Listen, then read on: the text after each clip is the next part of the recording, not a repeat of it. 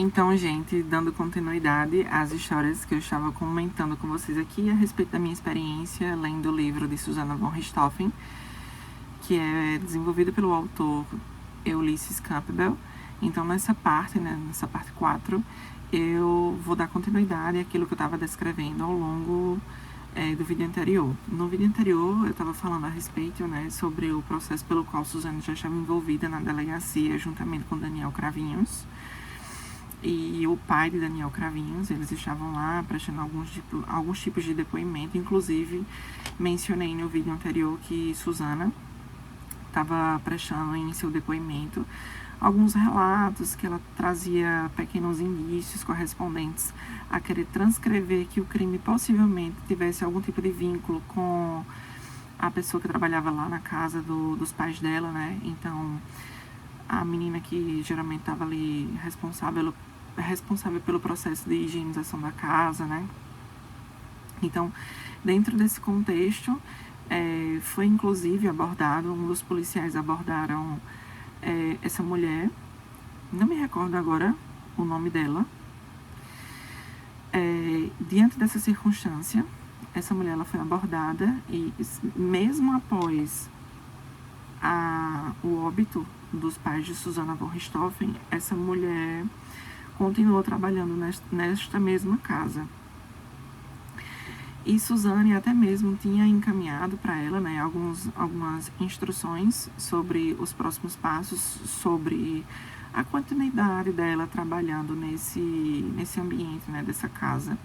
Suzane estabeleceu algumas regras, cujo qual ela, de fato, ela iria continuar trabalhando lá, mas que ela teria que ir lá no quarto, onde houve toda a questão do crime, e, consequentemente, fazer o processo de higienização bem rigoroso, tirar mancha por mancha de sangue e remover a cama, inclusive, ajudar na remoção da cama, porque a cama ela seria substituída posteriormente por uma cama nova. Então, obviamente, diante dessa circunstância, iria fazer com que houvesse a limpeza de todo o material que possivelmente poderia ser algo que poderia conduzir os policiais uma estratégia de conseguir identificar alguma mancha, alguma digital ou algo do tipo. No livro é descrito que a menina ela limpou com tanto vigor durante o dia inteiro, ela higienizou tão bem o quarto, que Suzane chegou ao final do dia no quarto e reparou que não tinha sido ainda o suficiente para ela. Suzane achava que ainda tinha algumas manchas, e precisavam ser limpas. Então, Suzane, de forma muito prioritária, falou que ela precisava, a mulher lá, ela precisava higienizar ainda mais o quarto. E a mulher até refutou, falando que não tinha condições, que já estava passando do horário, já estava muito cansada. Suzane, sem muitos dilemas, falou que se ela quisesse continuar trabalhando lá, as regras seriam da forma como ela conduzisse. A menina que trabalhava lá, ela geralmente é descrita no livro como uma pessoa muito humilde, que inclusive foi muito ajudada pela mãe de Susanna von Richthofen. Era uma pessoa muito humilde, imersa em uma situação de muita precarização, no que se refere às condições sociais, enfim. E até Suzane, a mãe de Suzane, Marícia, tinha comprado a casa dela, da menina lá que trabalhava na casa, tinha comprado a casa para a família dela conseguir morar sem muitos dilemas correspondentes a pagar aluguel e essas outras coisas, Porque essa menina, porque eu não estou me lembrando o nome dela, da pessoa que trabalhava lá, mas ela trabalhava lá e ela se sentia numa situação de muita insegurança, porque a família morava de aluguel e já estava, durante muito tempo, sem pagar esse aluguel, estava prestes a ser despejada da casa, juntamente com seus familiares, e lá moravam muitos membros familiares dessa mulher. E ela até faltou alguns dias de trabalho porque não tinha nenhum tipo de estabilidade emocional para ir trabalhar, lembrando que possivelmente os seus membros familiares, né, juntamente com ela, poderiam ser despejados da única casa que eles tinham para dormir. Marícia, na época ainda em vida, comprou a casa por um valor e até fez um acordo com a menina, né? Marícia até disse que de repente a menina poderia ir pagando de forma extremamente parcelada o valor correspondente à casa para que quitasse a dívida, né? Mas era um valor irrisório, diga-se de passagem, um valor irrisório que estava sendo parcelado, né? Para que essa mulher ela conseguisse ainda ter um dinheiro do seu salário e, consequentemente, ainda conseguir pagar aquilo que era respectivo ao valor da casa que Marícia tinha comprado para os seus familiares morarem. Diante dessa circunstância toda, voltando agora para o contexto, né, que nós estávamos mencionando anteriormente, Susana acabou que ficando na casa, né, de Nádia, que é a mãe de Daniel e de Christian Cravinhos, e as investigações elas foram progredindo, inclusive um dos delegados, um dos policiais, deu continuidade ao seu plantão, porque não queria que outro policial se envolvesse para iniciar um novo processo de estratégia de desenvolvimento, de entender o que de fato tinha ocorrido naquele ambiente, né? Porque um dos policiais, se eu não me engano, o nome dele é Salada, o sobrenome dele é Salada, mencionou que o plantão dele já estava bem próximo na sua finalização quando foi ligado por Susana, né?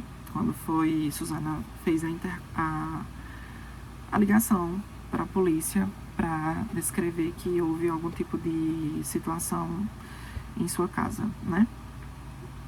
Então, Susana e todos os outros ali ficaram morando na casa de Nádia por um determinado tempo, mas voltaram para a casa de Susana, né, depois que as investigações elas pausaram no que se refere a envolver a casa. Tudo aquilo que de fato poderia ser atribuído às investigações já tinha sido removido da casa, e aí Suzane já poderia retornar à casa, entre aspas, sem grandes problemas, já que leva-se em consideração que ainda nesse contexto imaginava-se que a casa tinha sido invadida por ladrões, né? E, supostamente ninguém estava ainda, sobretudo, imaginando ou idealizando que Susana tinha alguma coisa a ver com o próprio assassinato dos pais, né?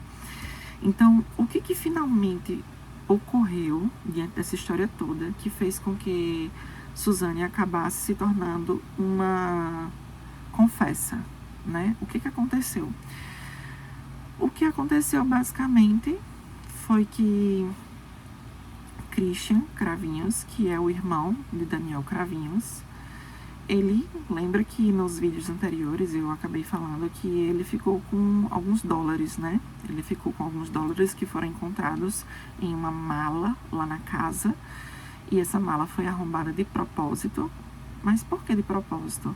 Porque eles estavam tentando fazer uma cena real de crime. Eles não podiam simplesmente pegar uma mala e abrir com a chave, por mais que eles soubessem onde estava a chave, mas eles tinham que realmente arrombar a mala para trazer a demonstração que de fato a casa tinha sido invadida por ladrões.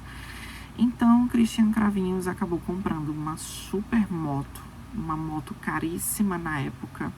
E quando ele comprou essa moto, ele acabou que comprando inclusive no nome de um dos seus amigos, comprou no nome de um colega, para que não, né, demonstrasse algum tipo de sinalização para os policiais que estivessem possivelmente fazendo algum tipo de investigação.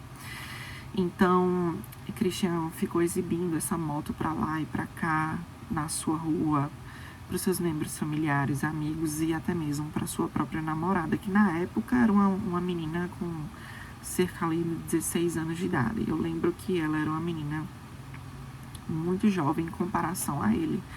Então, diante dessa circunstância, começou-se a levantar suspeitas, né? Como que Christian tinha comprado aquela moto tão exuberante, cara, uma moto incrível, uma moto com uma potência tão grande. E, inclusive, a própria namorada dele na época, que, inclusive, a namorada dele era filha de um policial, e a namorada dele começou a descrever: Christian, essa moto, ela foi comprada através dessa situação com Susana, né? Atrelado a esse fato, já estava sendo noticiado pelo meio midiático, né, pela televisão, que os pais, né, de Susana von Richthofen tinha sido assassinado, e foi muito divulgada a postura que Susana se encontrou, né, dentro do velório dos próprios pais. O que foi descrito? Foi descrito que as vestes dela não estavam muito associado àquilo que geralmente as pessoas, né, culturalmente estão mais habituadas a observarem um velório, né? Por quê? Porque Susana estava com uma blusa curta, exibindo a barriga, e uma roupa que não era muito bem associada a um aspecto de quem estava triste. No livro também é descrito que ela fazia expressões faciais de quem estava realmente triste, mas nem sequer uma só lágrima era derramada. A namorada de Christian estava vendo as reportagens que estavam sendo descritas pela televisão. Ela apontava na televisão e dizia: Christian, você tem envolvimento com isso. Você é irmão de Daniel e, coincidentemente, os pais dela foram mortos. Foi você que matou ela. Foi você que matou os pais dela. Christian não aguentou muito a pressão. Ele até suportou por um determinado tempo, né, a pressão que a própria namorada estava fazendo em querer não falar.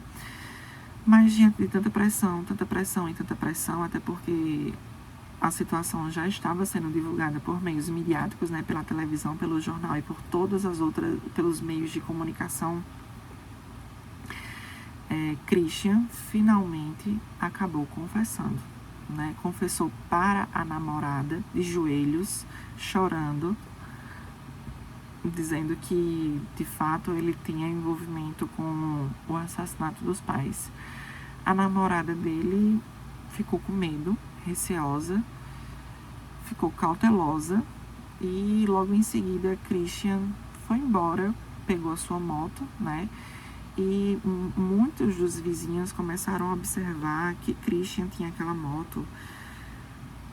Cara, como é que Christian tinha comprado aquela moto? E diante dessa circunstância, os policiais levantaram suspeitas a respeito disso e foram em busca de entender como é que Christian tinha comprado aquela moto, né? Foi convocado Christian, Suzane e Daniel para a delegacia mais uma vez para prestar alguns depoimentos. E nessa situação, levando em consideração o contexto de Christian, né, porque a gente tá falando de Christian, que era uma pessoa notoriamente usuária de drogas e que não era muito bem uma pessoa que possivelmente teria a possibilidade sequer de juntar dinheiro para comprar uma moto. Porque, a princípio, quando o Christian foi questionado a respeito de como ele tinha comprado essa moto, ele havia dito que foi a avó que tinha dado dinheiro para ele, e progressivamente ele tinha juntado dinheiro para conseguir comprar essa moto. Os policiais até riram, né, e descreveram que era impossível, levando em consideração que ele era um usuário de droga, e que seria totalmente impossível sequer ele tiver a possibilidade de juntar dinheiro para comprar uma moto ou um item como esse tão caro, já que ele era usuário de droga, né? Foi colocado Christian muito contra a parede, uma pressão muito forte, porque foi percebido que ele era ponta solta. ele era o ponto emotivo da história, né? E que se colocasse um pouco mais de pressão, ele iria ocasionalmente ceder, né? Diante dessa circunstância, previamente, Susana e Daniel foram se preparar para o depoimento, e eles sempre bastante melosos um com o outro, falando que nunca iriam denunciar nenhum nem o outro, e assim de fato eles fizeram. Nenhum nem o outro denunciou, né, um ao outro. Eles ficaram firmes e muito fiéis àquilo que eles próprios tinham combinado em suas histórias, como comprovação de todo o enredo e história que eles estavam descrevendo para os policiais. Eles tinham como comprovar que não estavam no dia e no local que houve o assassinato. Eles tinham um comprovante do motel, né, do pagamento do motel. Então, diante disso, deixava os policiais não desnorteados a respeito daquela comprovação, mas sim que aquele comprovante, aquela nota fiscal, de repente, ela poderia ser um indício que de fato ela tinha envolvimento com assassinato. Por quê? Porque o que é dito no livro é que como é que uma pessoa vai para um motel e pede uma nota fiscal. Geralmente isso não é típico, né? Na verdade, o que estava sendo demonstrado era que Suzane, juntamente com Daniel Cravinhos, estava com excessivas provas de que eles não estavam lá naquele dia e naquele horário onde houve o crime. Eles estavam com excessivas provas, até mesmo com a nota fiscal de um motel. Eram muitas coisas que transcreviam direcionamentos para tentar fazer com que os policiais imaginassem que eles não estavam lá naquele momento do crime, né? E isso acabou levantando suspeitas pelo excesso de provas, né? Diante dessa situação, até mesmo a amiga da faculdade de Susana até ajudou ela a se vestir melhor para fazer esse novo depoimento na delegacia, já que ela tinha sido muito criticada durante o velório dos pais, né, por ter usado uma roupa descobrindo a barriga, e até mesmo os próprios policiais terem ido à casa de Susana no dia do seu aniversário. E quando chegaram na casa dela no dia do seu aniversário, estava tendo uma grande festa lá, que inclusive tinha sido no mesmo dia pelo qual tinha sido feito o velório dos pais, né? Era muita droga, inclusive Andreas, nessa mesma época e idade que ele se encontrava, ele já estava sendo usuário de drogas, juntamente com Christian, Daniel e todos os outros amigos que estavam ali de Susana, estavam comemorando o aniversário de Susana. Inclusive, a amiga de Susana, que era mais próxima dela da faculdade, que no caso era Amanda, ela não foi para a festa, ela tinha muito medo de frequentar a casa de Susana, porque ela acreditava que a casa estava amaldiçoada, ou tinha almas penadas por ali percorrendo. Amanda só foi para a casa de Susana depois de muita pressão que Susana pediu para que ela ajudasse Susana, de repente, a se maquiar melhor, se vestir melhor para frequentar o próximo depoimento que iria acontecer, né, na delegacia. Antes, Amanda tinha medo, mas nessa situação em específico, Amanda acabou indo na casa e ajudou, né, Suzane a ter algumas roupas. No livro é descrito que Suzane teria poucas roupas no guarda-roupa, inclusive o guarda-roupa dela era extremamente pequeno, e dentre tantas poucas opções de roupas, Amanda escolheu uma roupa que fosse mais composta para Suzane e ajudou ela no penteado e na maquiagem que ela pudesse utilizar durante o depoimento. Daniel até apareceu em um determinado momento, assim, na casa e assustou até Amanda, né? Amanda já estava naquela situação de ter medo de estar naquele ambiente, e Daniel Cravinhos aparecer do nada. Amanda ficou tão assustada e sentiu uma energia tão negativa vinda de Daniel que ela acabou saindo, correndo da casa, e dizendo até que tinha finalmente encontrado quem realmente tinha feito o crime, né? Daniel ficou até um pouco assustado pela própria reação de Amanda em ficar com medo dele e descrevendo com olhares de expressões que estava com medo dele. Daniel ficou nervoso, pensando que ela tivesse descoberto possivelmente alguma coisa, mas Suzane, de uma maneira muito fria e crua, falou para Daniel não se preocupar, porque afinal de contas ele era apenas um namorado, ele nunca seria questionado sobre tudo, a respeito sobre nada da casa.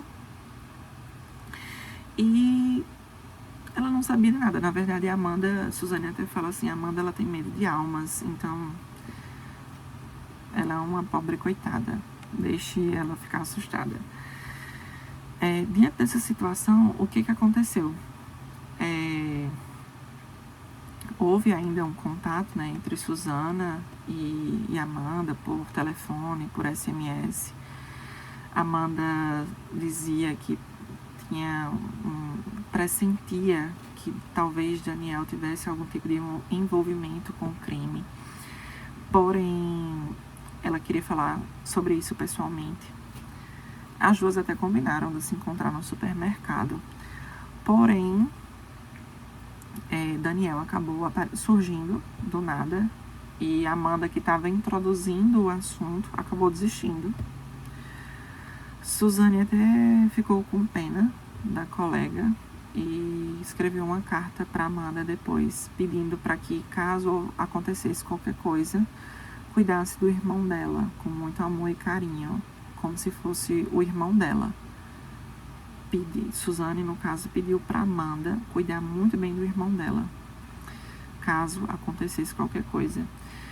Diante dessa situação, Suzane foi juntamente com Daniel no mesmo carro até a delegacia. Ambos os dois prestaram depoimento e Christian estava em outra sala. Foi condicionado da seguinte maneira os depoimentos.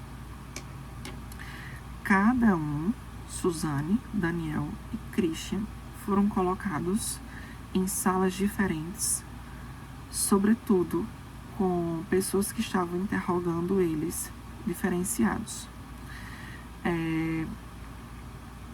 Christian foi colocado sob pressão muito grande de um delegado um pouco mais ríspido, um pouco mais fervoroso, né? Christian foi colocado muita pressão nele, mas Christian ainda resistiu, né? No livro descreve até que tem um policial lá que fica vendo toda a situação que está sendo acometido ali do interrogamento e observa que Christian fica olhando muito para uma janela que está aberta da delegacia. E até imagina que supostamente Christian, por observar muito aquela janela, está pretendendo cometer suicídio para não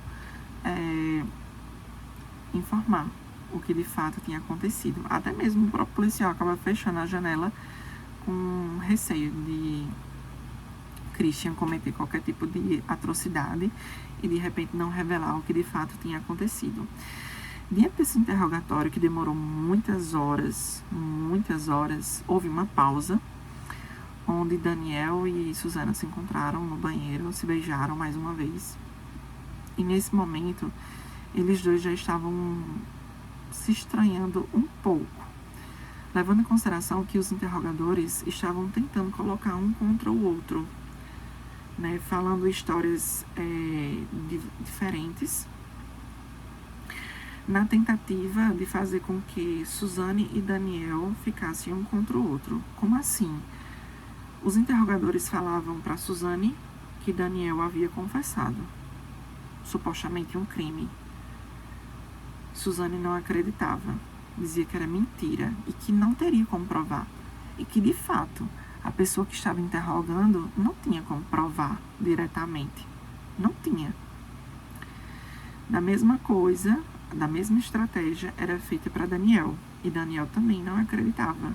Porque eles dois, eles tinham muito aquele amor de adolescente, com palavras e palavras e palavras de amor fraternal, né?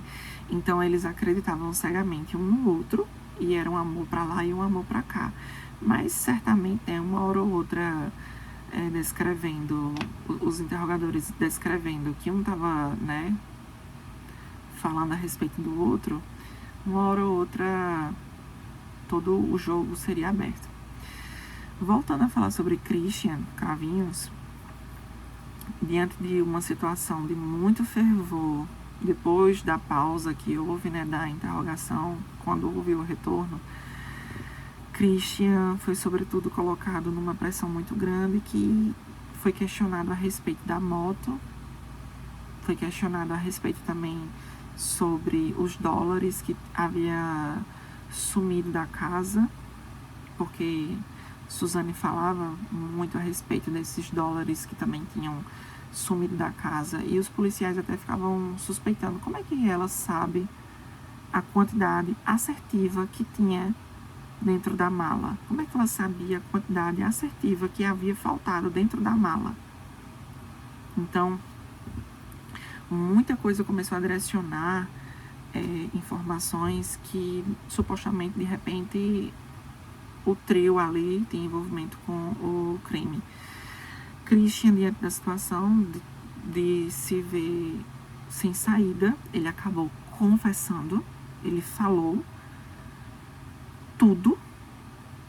Ele falou que foi ele que estava interligado diretamente com o assassinato de Marícia, falou sobre Daniel, falou que a cabeça era Suzana, foi Suzana que montou isso, foi Suzana que fez todo o contexto e todo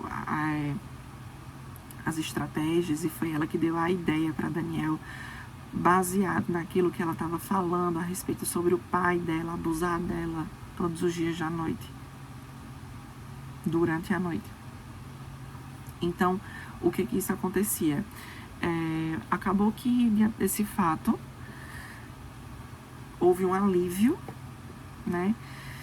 E agora partiram para Daniel, falando para Daniel que Christian havia confessado e que o irmão já estava sendo algemado, estava sendo direcionado agora para uma... Não era para Tremembé ainda, tá, gente? Não foi para Tremembé, não.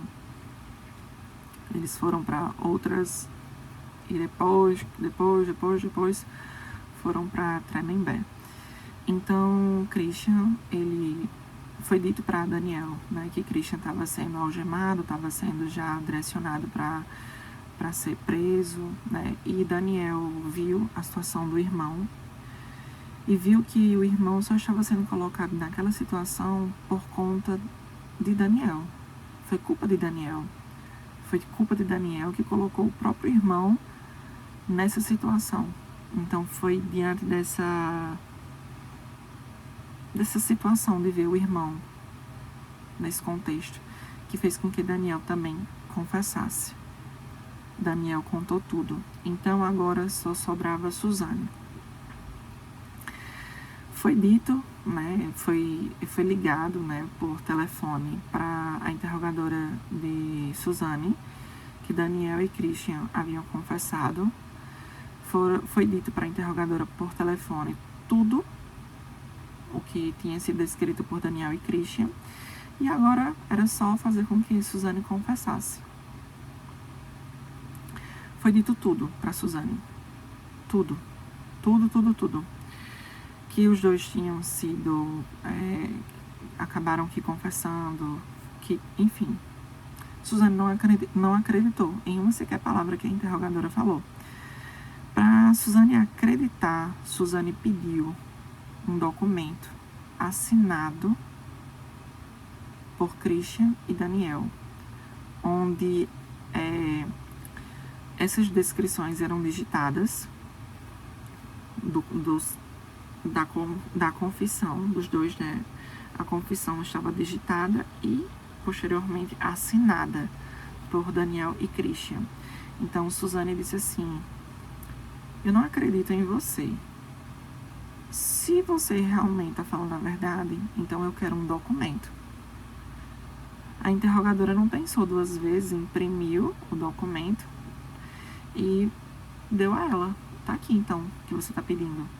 Depois que ela leu palavra por palavra daquele documento. Quando ela se viu numa situação que não tinha saída nenhuma, foi aí que então ela confessou.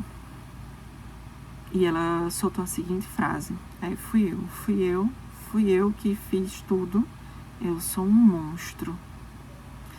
Diante disso, todos os policiais e todas as outras pessoas que estavam em volta ali na tentativa de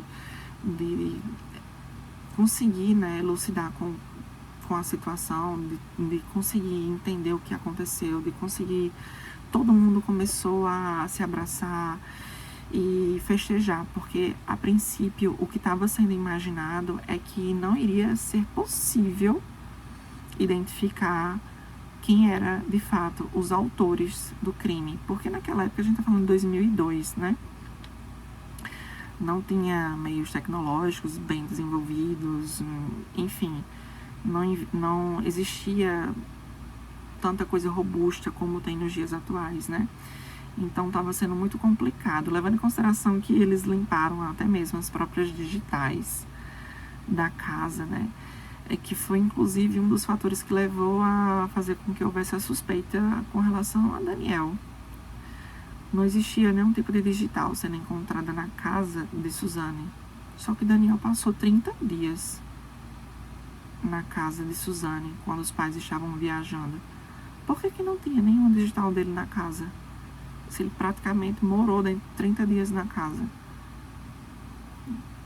Não tinha digitais. E isso acabou também trazendo ainda mais indícios que supostamente eles tinham envolvimento, né?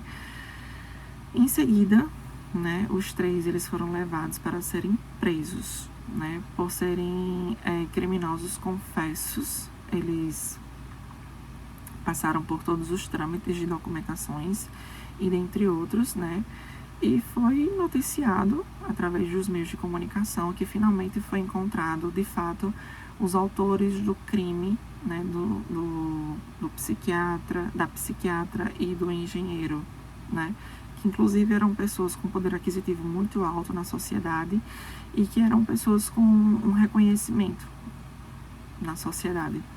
Então, diante dessa situação, os 3 foram encaminhados para prisões, né, diferenciadas, e Suzane acabou que sendo direcionada para um presídio, nesse presídio, em São Paulo, não era muito bem visto essa questão de você ser preso porque você cometeu um crime contra os próprios membros familiares ou nuances desse tipo, né? As detentas desse presídio, elas não recebia de bom grado pessoas que eram pessoas que vinham de crimes como esse, por exemplo, né, que levou ao óbito dos próprios pais. Então, esse é outro contexto da história e eu vou deixar para um próximo vídeo. Se você está gostando, deixa aqui nos comentários e não se esquece de se inscrever aqui no meu canal e deixa o seu like caso você esteja gostando desse tipo de conteúdo. Então, eu vou deixar para o próximo vídeo a próxima história. Até mais!